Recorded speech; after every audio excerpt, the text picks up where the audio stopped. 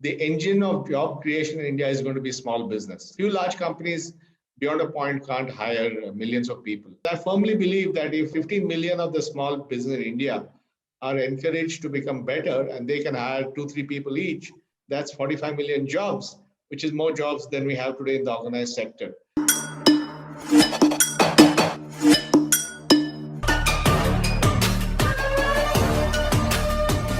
Hi, I'm Shoma Chaudhary. Thank you for watching Inquiry.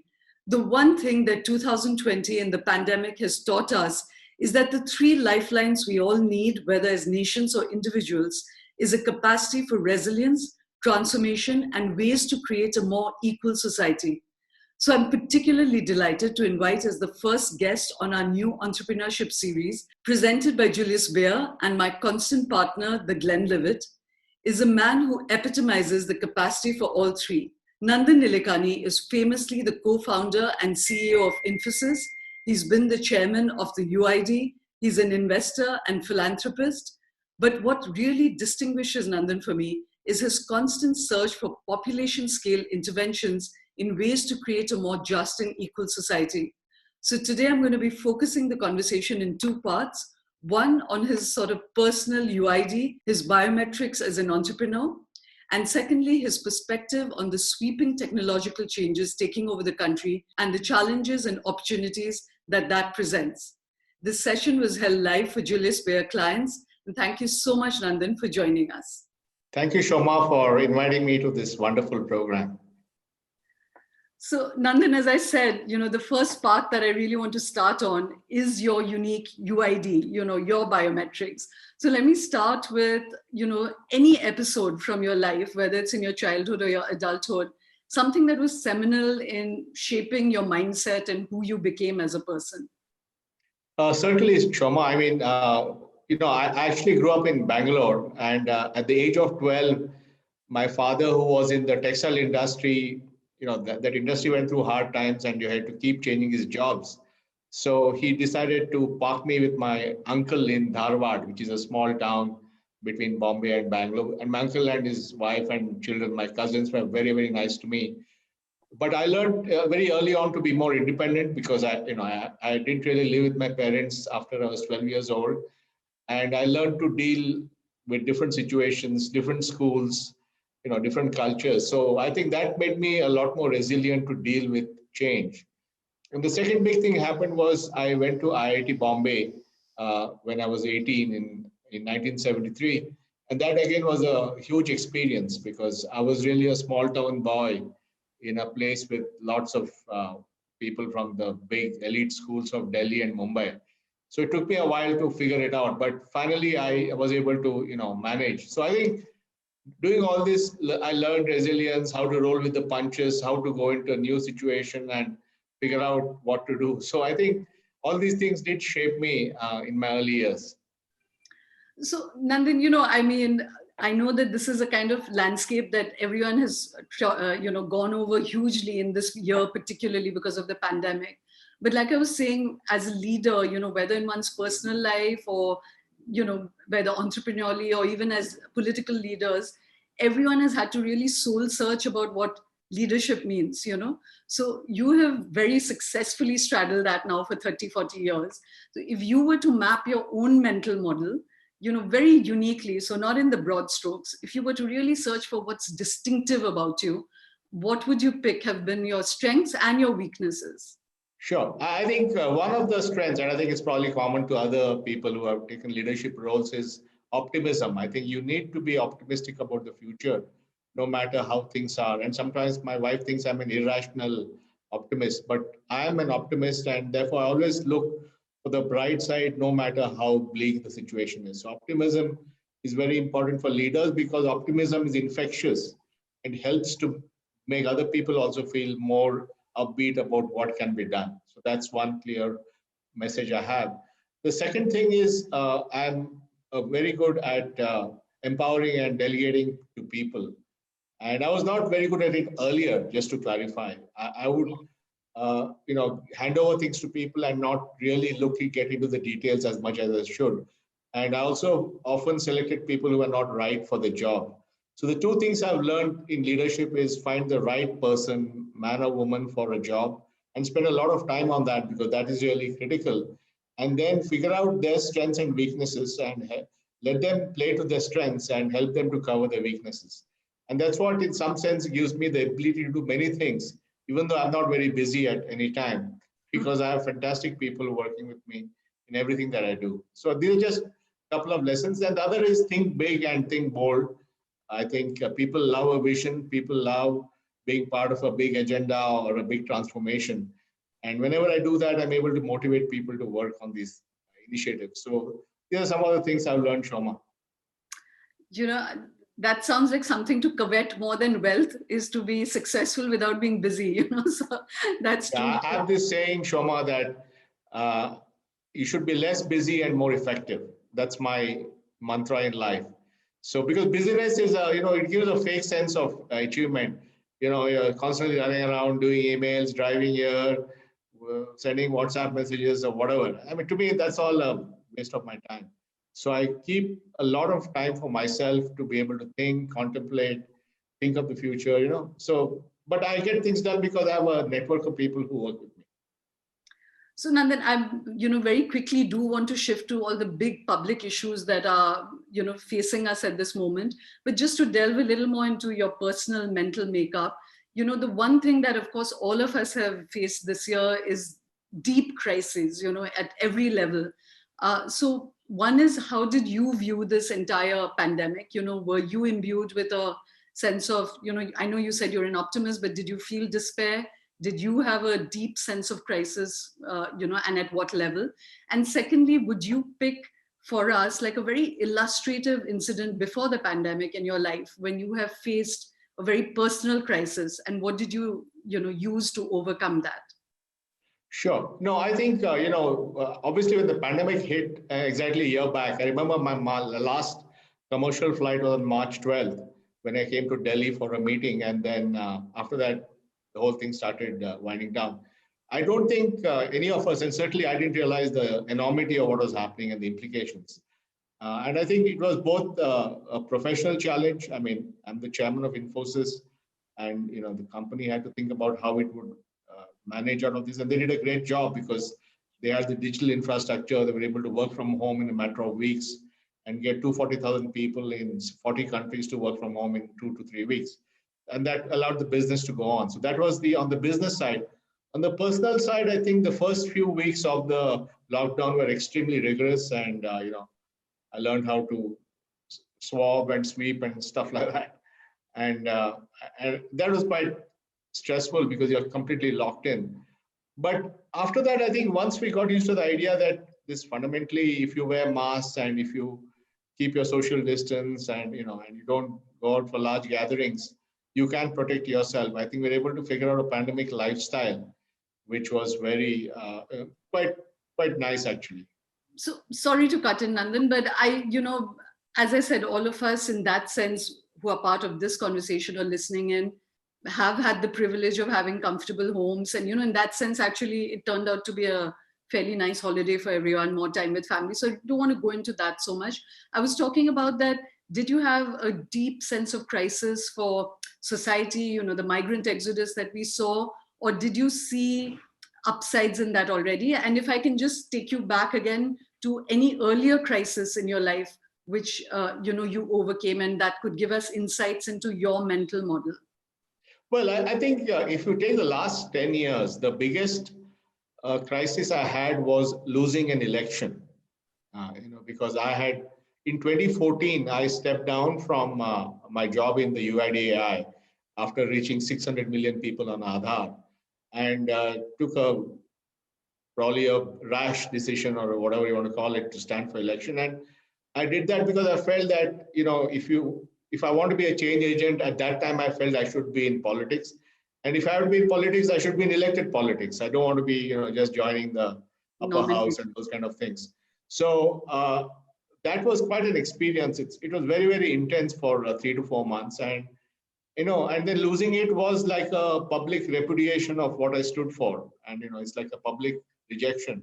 So that was in fact, if you say that was for me a very, very difficult time. And I actually, when that happens to you, you lock yourself in your house. So it was like a lockdown for me. So my first lockdown was in 2014. And then I dealt with that. And it also leads to concerns about, you wonder about your own, it affects our self-confidence also.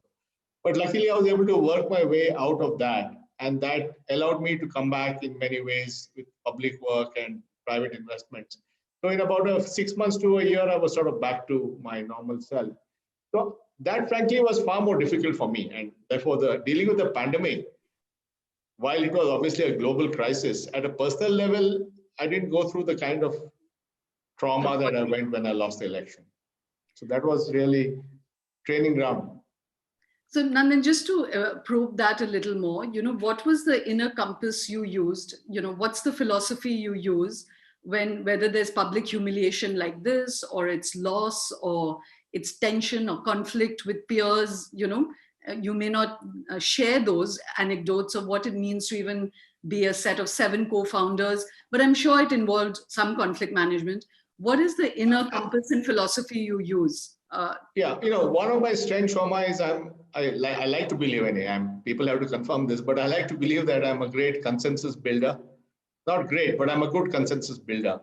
And so certainly at Infosys, I performed that role of bringing different people together. And even when I joined the government, a big part of my job was actually consensus building across political systems, across bureaucrats, across the judiciary, across the court system.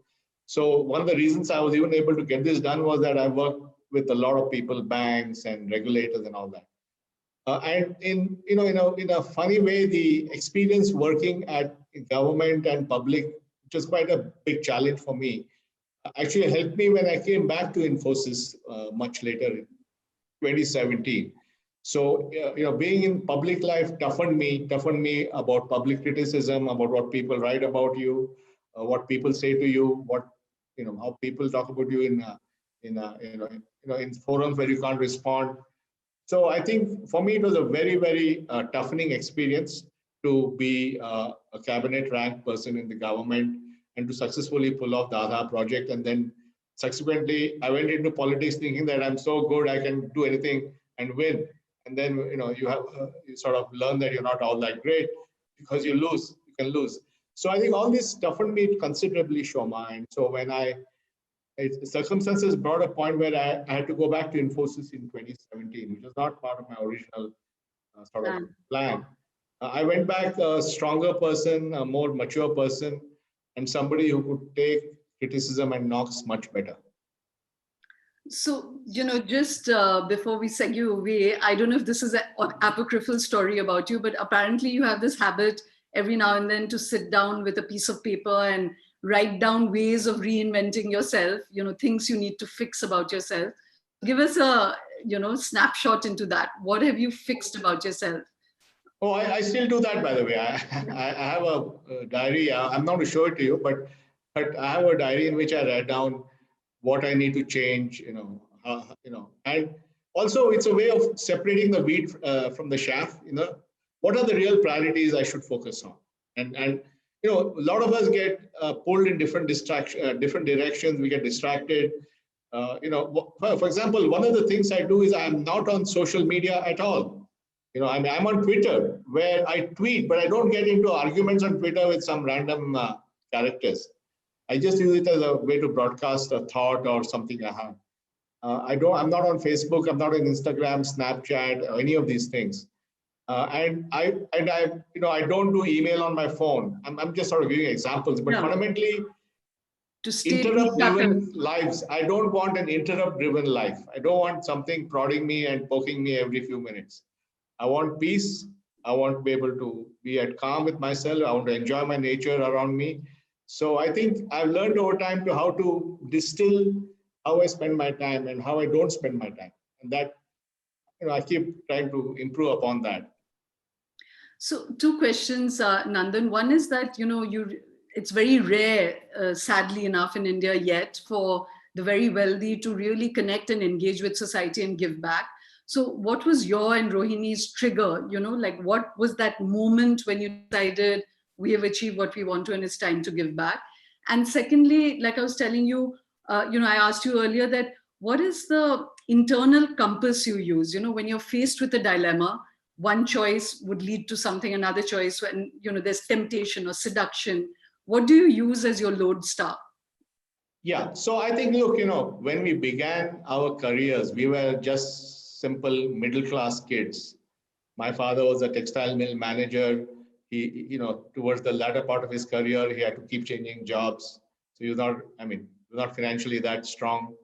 He didn't even own a house when he retired. And Rohini also came from a good, Maharashtrian family. So we were never in the wealth game, so to speak. We began life simple, and so we always, and also we had this leaning towards making a difference, both of us. And so when fortune created this extraordinary amount of wealth in our hands, we felt the proper thing to do was to give back. And we both began our journey of philanthropy long back. It's more than 20 years since I first made a huge contribution to IIT Bombay, which was my alma mater. So so both of us have been doing it for more than 20 years. And then a few years back, Bill Gates was saying, "Why don't you become part of the Giving Pledge?" Until then, we had been pretty sort of quiet about our philanthropy. But then we realized that society also needs you to speak up and talk about what you're doing and hope that you'll inspire others to do it. That's when we signed the Giving Pledge and sort of upped our philanthropy. And look, we began our life with nothing. So if we end with nothing, it's not a big deal. And so it's not like something that you haven't got fattened on the path. As in like, has not your attitude towards material comfort, wealth, security hasn't changed? No, not really. No, look, obviously I'm not a austerity guy. I'm not sitting and saying I live in a hut or something. I live reasonably well. I have a nice home in Bangalore and in Kunur and so on. But no, buying more things doesn't particularly, I hardly shop. Buying more things doesn't excite me at all. It's really ideas, big ideas, change. That's what excites me. So, and if the money helps you to get change done, which is great, right? So that's the perfect combination. So a lot of the work we do is setting up new institutions or funding new programs. So that's on the philanthropy side. Yeah. Right. So just to finish that question about your inner compass, have you ever had a kind of really big dilemma, a kind of temptation where you've had to consciously take a decision to go one path rather than the other? Give us an insight into something like that. Yeah, look, I think, there have been many moments when I had to make choices. And, at the end of the day, I want to be someone who is at peace with myself. So if I feel a particular choice has downstream negative consequences, then I will not do that, because having peace of mind and being sort of at peace with yourself to me is very important. Right.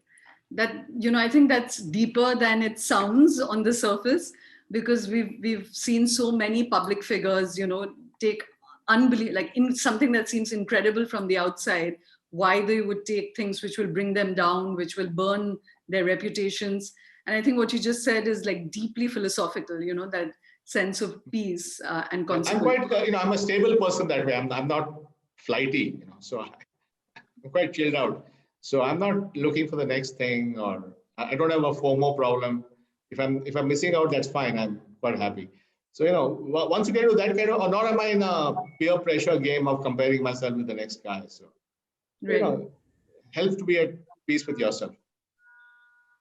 So, Nandan, just to shift gear, and we'll circle back to the personal in a while, but like I said, one of the really unique things about you, if I were to count your UID, it's your desire for population scale change, and at this moment, India on the technological scale is really poised both for positive impacts and negative impacts. The sheer penetration of the mobile, the scale of even the government's desire for digitization. So what do you, if you were to spell out just the scale of the opportunity, and upfront, what do you see as the big, like the sunrise areas that you think people should be focusing on and where change is going to come? What would you pick? Sure, Shoma. In the last decade, I've been involved with building or executing on a lot of population scale systems. Aadhaar is one example. And today, 1.27 billion people have an Aadhaar ID, and it is fundamental to them in every way. They can travel with their ID, they can open a bank account, they can get money into the account. During the pandemic, India was able to give emergency, money to these vulnerable people, thanks to this financial infrastructure that we had created. I was also involved with UPI, which has been a path-breaking payment system in India. I did the original design of the GST system. I designed the FASTag system. I headed the committee that designed which today allows cars and trucks to move smoothly on highways by electronically, so a whole host of things. And now we have this X-Step, which is working on education. So I'm a big believer, not only in population scale challenges, but using technology for that. And I think India is very well placed because we have mobile phones are cheap and ubiquitous. Data rates are among the lowest in the world. Everybody has an Aadhaar. Thanks to the government's push on financial inclusion, everybody has a bank account. And then we have this whole brand new idea called data empowerment, where India is the only country in the world where people or small businesses can get access to their own data, which they can use to get better healthcare, education, or financial services. So I'm a big believer. At the same time, there are troubling things in technology. We have seen with the rise of social media and aggregation, how they're trying to grab your interest, because that's how they can show you ads and so on. And therefore, I'm not a sort of a Panglossian fan of technology. I believe technology can be a force for good for society, but we also have to be careful that if it's not done in the right way, we don't end up creating difficult situation for ourselves. So, and so my work is really on the technology for good side of things.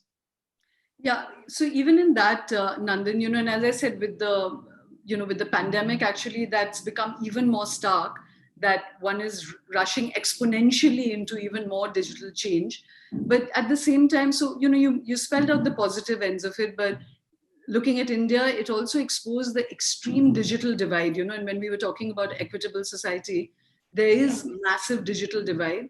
There's also the impact on jobs. Before pandemic, we were at a 40-year unemployment, increasing mechanization, robotization, AI. We're looking at like population scale disruption of work, So given that you think so deeply about these issues, Nandan, like on a scale of 10, how large do you pose the threat and challenge of technology for a country like India? Well, I think the technology has certainly accentuated, the pandemic has accentuated certain things. One is the divide in access. In other words, some people having access and some people not having access. And a great example is children and learning, because if a family has a phone amongst them, then their child can learn at home. But if the family does not have a phone, then they can't. So just having ownership or access to digital technology itself became a divide. So that's one kind of a divide. I think the second kind of divide is the difference between digital jobs and proximity jobs. So if your job was working in a restaurant or working on a plane or working as a receptionist in a hotel, then your life was essentially in deep trouble, because all those jobs sort of went away because nobody wanted to meet anybody else. But if your job was sitting at home and writing an article, or sitting at home and answering a phone call, then it was fine. So we have this so-called K-shaped recovery, where people who had proximity jobs have got into deep trouble, tourism and those kind of things.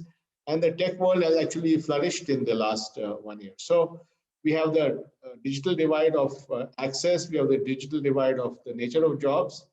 And because of this, we have seen in some sense, societies have gone backwards. I mean, we talk about sustainable development goals by 2030, but the pandemic has actually pushed a lot of people back into poverty. We have had the migrant issues.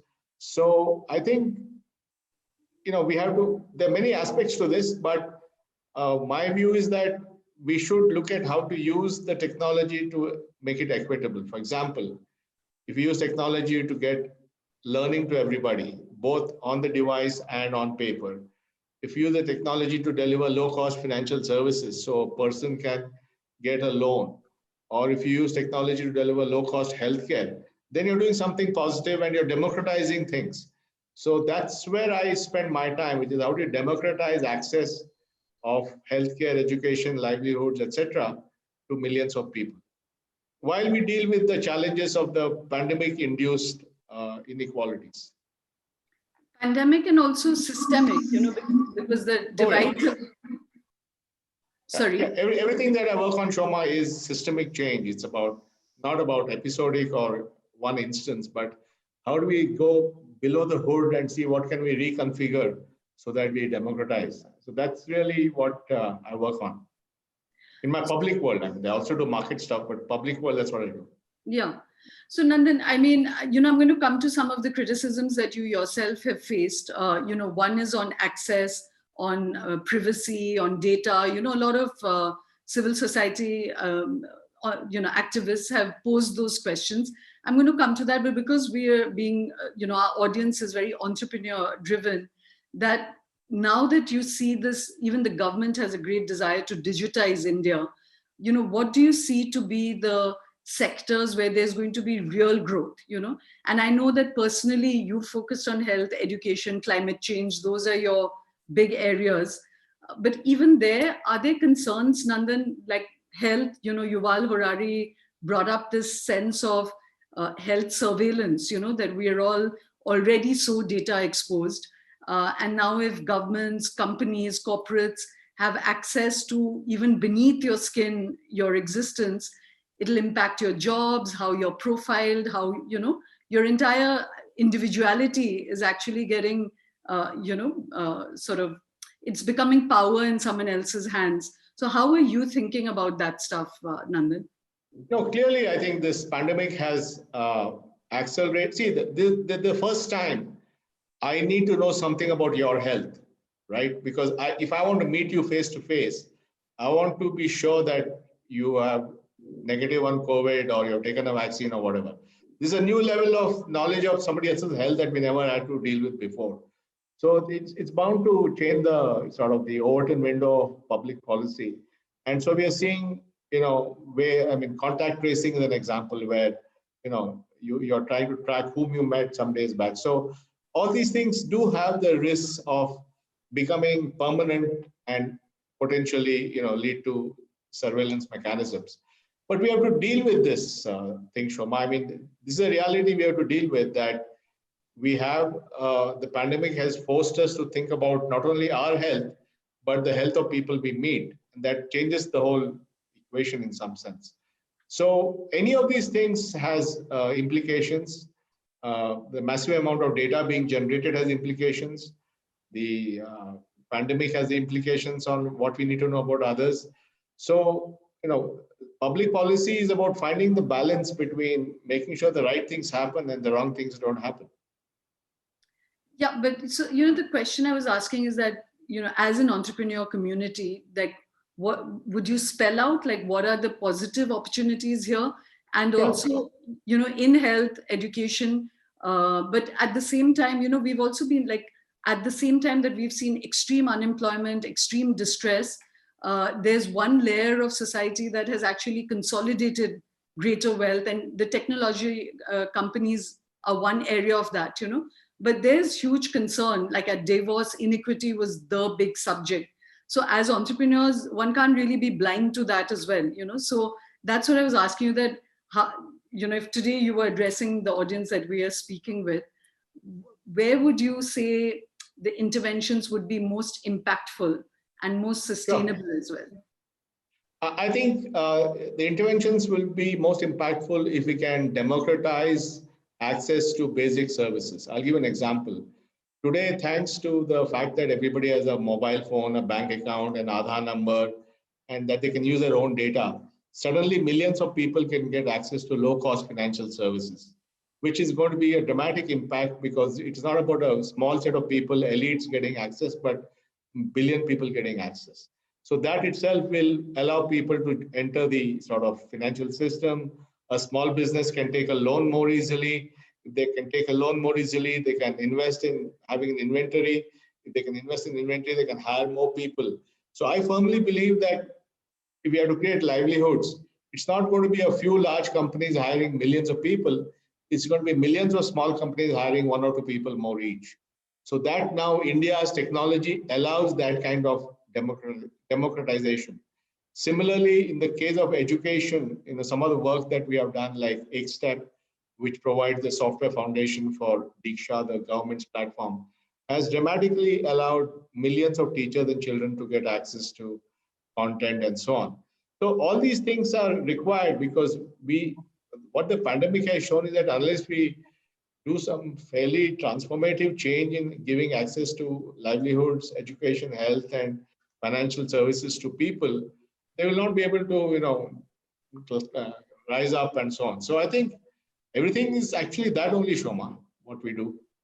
So do you think that the government is on there are big conflicts building up between big tech and technology and government, the idea of national borders, and all this is going to impact entrepreneurs because the rules of the game will keep changing, frameworks will keep changing. So do you think the government is on the right track in terms of the face-off that it's just had with Twitter, the new internet rules that it's created, its emphasis on Atmanirbhar, and so one is your perspective on the government, and the second is what is missing in India that we are not having true innovation, Nandan.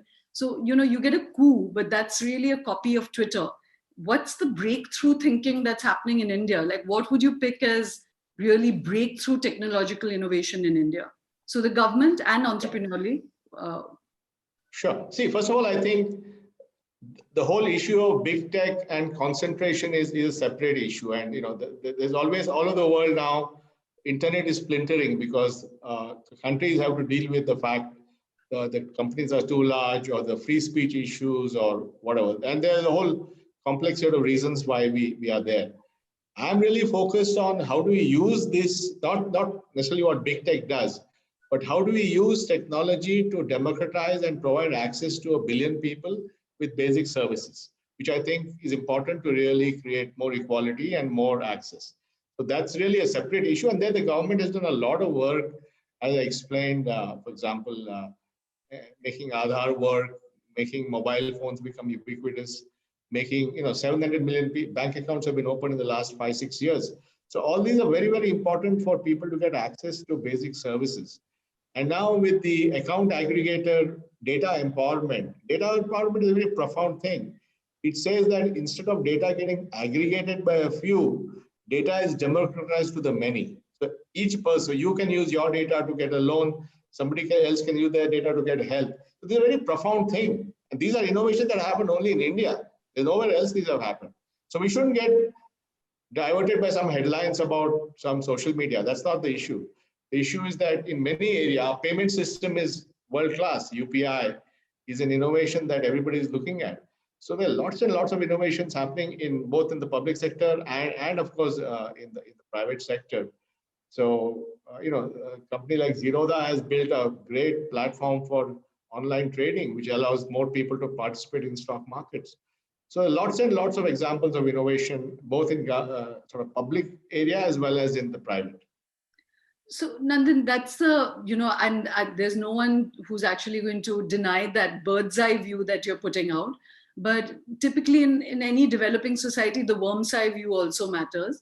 So do you think you're having too optimistic a take on this, and that the worm's eye view of this experience of technology in India is that people actually, even they have to walk, they have to go 30-40 kilometers to access a bank. There's no internet, 10 meters out of Delhi, half the time the net doesn't work. So actually, Shoma, I think the words are, Shoma, I think the worm's eye view is actually not what you said.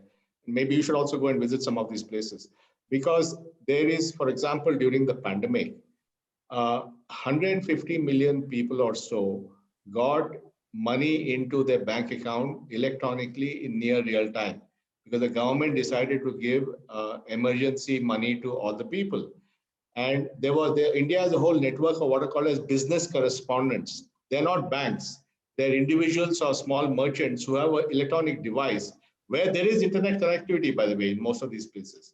And they, so if I am somebody in a village and I receive 1,000 rupees into my bank account because the government has given me some emergency money because of my vulnerability, I can now go to a business correspondent and withdraw that money, and they will debit my bank account and give cash.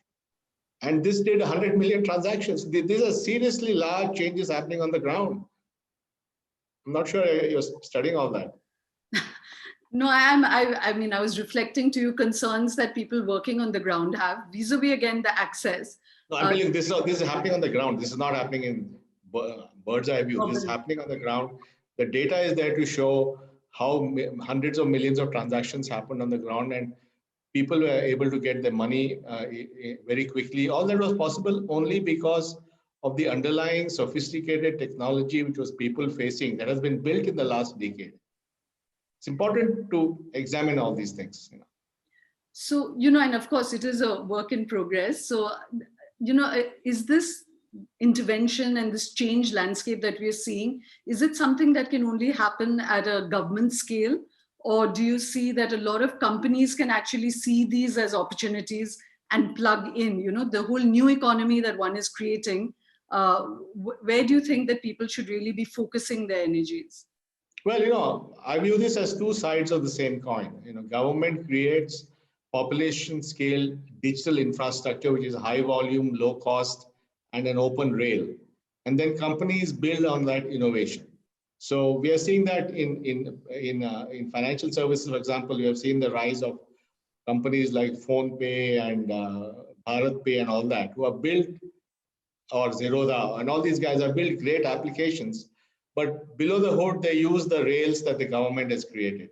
So innovation is done by private companies, and governments create public platforms on which you can build innovation. Just think of the internet. The internet was built by the US government, but that led to a lot of private companies. So you have to find the balance between creating public networks at scale and allowing private innovation to flourish. And we are seeing in India, literally hundreds of companies coming up who are all great, young, smart entrepreneurs who are using all the public infrastructure that we have created to build very good, innovative companies. And that's the right model. Government creates scalable rails, and private entrepreneurs build innovation on top of that. So why did you personally, as an investor, stop investing in startups and give up on that aspect of your life? Why did it feel inadequate for you? Well, I did do, first of all, I started my startup investing only in 2015 actually. After I'd done my Infosys stint, I didn't want to do any startups. In government stint, I absolutely didn't want to do any startups, so that there was no conflicts. So it's only when after my election was done and all that, I was free, that I started looking at startups. And it gave me a good insights into startups, and I still do. But I decided 3 to 4 years back that, especially after I went back to Infosys, and especially after I set up a fund which does these investments, that maybe I don't want to be directly investing, but I'll just more help others. So that's really nothing more. It's just a question of, again, I'm generous with my time and ruthless. I'm generous with my money and ruthless with my time. If you want to have one more takeaway line. Takeaway line from me. So because I'm generous with money, I happily support things, but my time is really most important to me and how I manage it. So I realized that this was not an optimal use of my time. So, Nandan, I'm going to quickly read through questions that have come in, but I want to ask you 2 questions for you to speak on while I'm looking through the questions. One is that, interestingly, when you made that pledge of giving away half of your wealth, both you and Rohini invoked the Gita, and that idea of action without fruit. Is that really, very honestly, being the kind of, like you said, achievement-oriented person? Explain that philosophy. Are you really not outcome-oriented, fruit-oriented? And secondly, that climate change is a big concern in your life, but one does not yet see that discourse it's not yet permeated business, it's not permeated entrepreneurship conversations, it's not permeated public consciousness. So what can you say today using this platform which will penetrate on our minds on why is climate change the most urgent issue for you and for India? Yeah, so I think to distinguish, I'm obviously outcome oriented, but I'm not looking at some fruits of that outcome for myself, in the sense, if the job gets done in the right way, that's all that I care about. I'm not looking either for financial gain or for credit and so on. So in that That's the Gita kind of reference that, work on things, but don't worry about personal gain. On the other point, I think climate change is definitely getting a lot more traction now. I mean, I think we're finally at a tipping point globally where the political system, governments, technology, innovation, businesses are all aligning. And, actually, in some sense, COVID also has accelerated that. And again, maybe you may again say I'm one of those irrepressible optimists and so on. But fundamentally, I do believe we're at a tipping point on climate globally, where the technologies are falling into place. Businesses are becoming more aware of this. Business plans are changing in a big way. So, and I think India will also come around. I mean, India has a huge investment, for example, in solar energy, in wind. But it's a complex thing, right? Because you still have a lot of coal and coal-fired generation, but there's a sunk investment there. So the people who have made the investment would like to continue that. So how do you find a way to transition to a less carbon world at the same time not have to deal with too many stranded assets? So, but in general, broadly, I feel that there's a lot more awareness today. Certainly, when I talk to business leaders and politicians around the world about the need to address climate change. Actually, I don't know how many people are familiar, but you, Anand Mahindra, and others have again come together to create the Climate Collective. Okay, Rohini is part of that. I'm not. I mean, she's the You're climate. Not that enlightened yet. Infosys achieved carbon neutrality last year. We are 30 years ahead of the Paris Accord date of 2015. 2020, Infosys has been completely carbon neutral. So, we're doing what we talk about, and we have set our ESG goals for 2030, which are very advanced and quite ambitious. I'm going to take the first question, which is from Dilip Thakur. And, we've already spoken a little about it, Nandan, but he's saying what is going to be the impact on employment loss and generating new employment, the impact of the pandemic and technology. We've spoken a little about it, but do you have any figures that will explain the sheer scale of disruption and opportunity for employment in India? Well, I think, yes, there's a whole issue of employment laws and so on. But my belief is the engine of job creation in India is going to be small business. It's not, because a few large companies beyond a point can't hire millions of people. But we have a very healthy, well, not healthy, but right now it's under stress. But we have a very broad set of small businesses. If you look at our GST system, we have 10 to 12 million people registered in the GST system, and they're really the top end of the small businesses. There are many other micro enterprises that are not even in the GST network. So these are the guys, these are the small companies that we have to help. We have to help them get better credit, we have to help them get better technology, we have to help them get better access to markets. And all that is, I think, a lot of stuff is underway, because I firmly believe that if 15 million of the small business in India are encouraged to become better, and they can hire 2-3 people each, that's 45 million jobs, which is more jobs than we have today in the organized sector. So I think the strategy in my mind is to really get small business to be more successful. Right. Mudit Jain had a question, is that why can't government departments enable outsourcing of services, creating a borderless world? So that ties into the question I was asking you about the whole idea of nations and borders and technology. What's your thought on Atmanirbhar in technology? No, I think clearly what we have learned in the pandemic is we can work from anywhere, work from home, and and in fact the outsourcing industry has actually benefited from that, because once you're working from home, whether you're working from home from Boston or Bangalore, it doesn't really matter. So I think that's true. Now, whether governments do it, I think certainly the newer things in government definitely do that. A lot of the new departments and new enterprises that have come up in government sector are quite lean, and they outsource most of their activities. Like when we were at UIDAI, we had hardly 100, 200 employees, but we were able to create a system that leveraged the entire country and got it built. So we had a lot of outsourcing there. So I do believe it's happening. But if you're a legacy department which has been around for decades, and you already have a huge set of employees, it's not that easy in government to change that equation. So where do you stand on the data localization arguments, Nandan? I think there are going to be some strategic things where if data is required for keeping the things running, you need to localize it.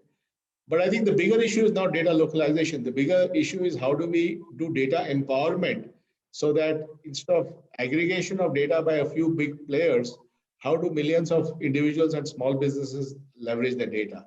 That's really the strategic issue on which India has done a great job with the data empowerment architecture. Unlike, for example, in China, there are a lot of these huge platforms, but they have all the data of the small business. So they come between the small business and the bank. In the Indian model, it's a direct relationship between the borrower and the lender, using the data of the borrower. I'm sort of not pursuing these in greater detail, Nandan, because I wanted everyone to get a sense that at least they were a little bit addressed. So Rajiv Gupta has a question, which is that cloud computing services have risen in 10 years to become a large and valuable segment of global tech services. India is the most dynamic and financially successful global IT outsourcing companies.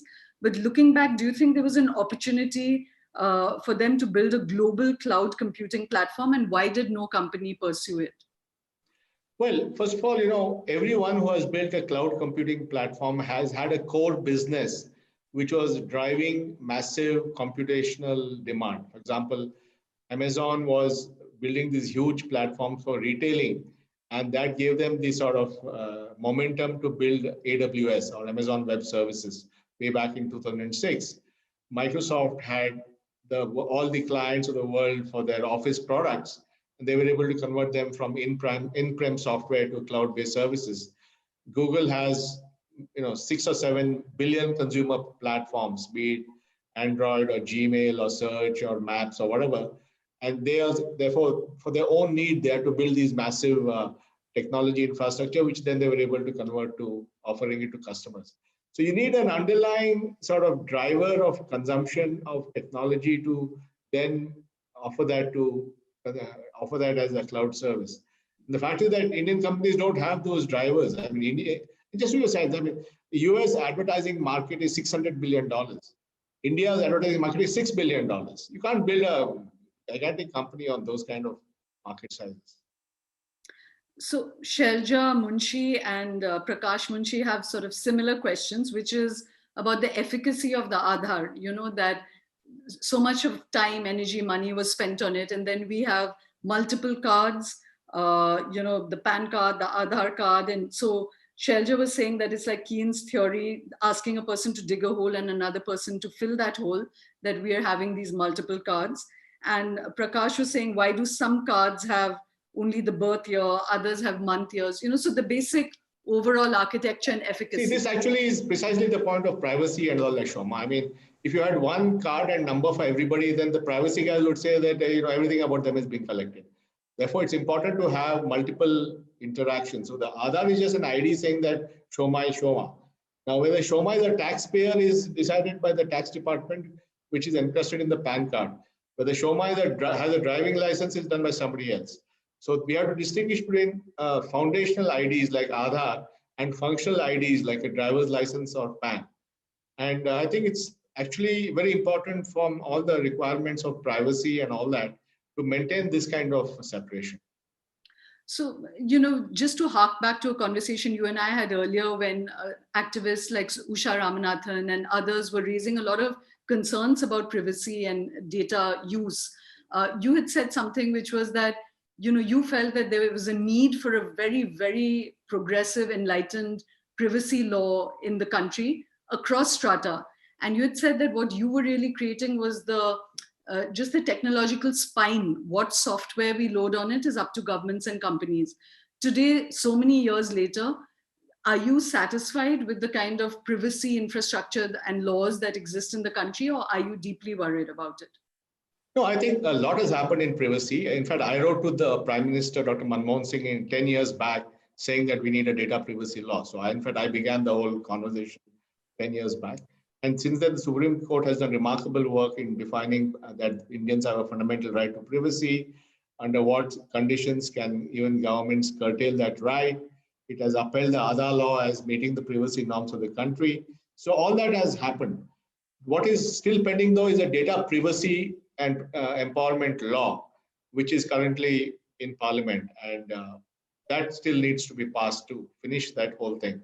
But there's been tremendous progress on that. And frankly, what we have realized now is that the privacy issues are not so much from Aadhaar. They're coming from companies and from governments. So I think in some sense, Aadhaar became a distraction from the real issues. So just to end on, your big sort of one big hat you worked on is as a policy architect, Nandan.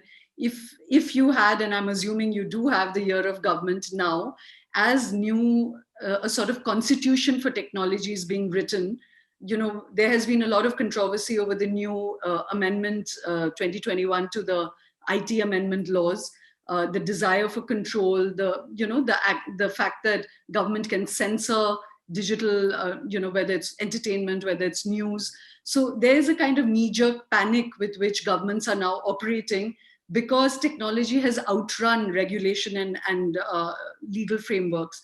So if you were to put out 2 or 3 guardrails that governments, including Indian government, should be thinking of in interacting with technology, what framework would you really wish for the government to create? What are the principles you wanted to observe?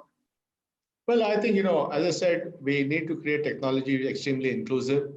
We need to make technology which is available at low cost and high volume so everybody can participate. And we have to think of technology as a way to empower people. To me, that's what it's all about.